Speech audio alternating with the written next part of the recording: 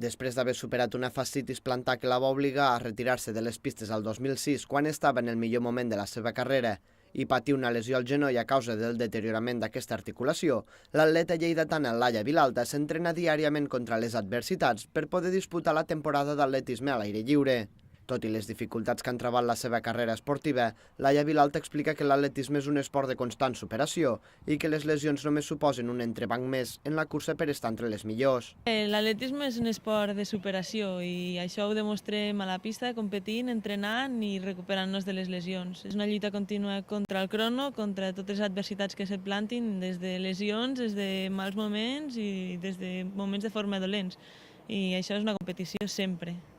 Pel que fa al tipus d'entrenament que segueix per tal de no castigar massa el genoll, Laia Vilalta assegura que la lesió no li deixa realitzar segons quins exercicis que li permetrien millorar com a atleta.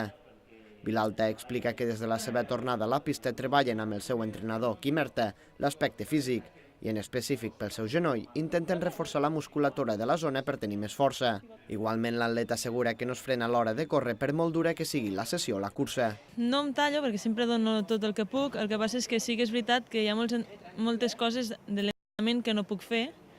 i que són molt interessants de treballar per millorar el meu rendiment i de moment les hem deixat una mica de costat. Després d'aconseguir la quarta posició al Campionat Absolut d'Espanya de 400 metres a només 9 dècimes de la tercera classificada, Laia Vilalta s'entrena diàriament a les instal·lacions de les Basses de cara al Campionat Estatal de Pista Descoberta, que se celebrarà a finals d'abril amb la intenció de pujar el més amunt possible i aconseguir un lloc al podi.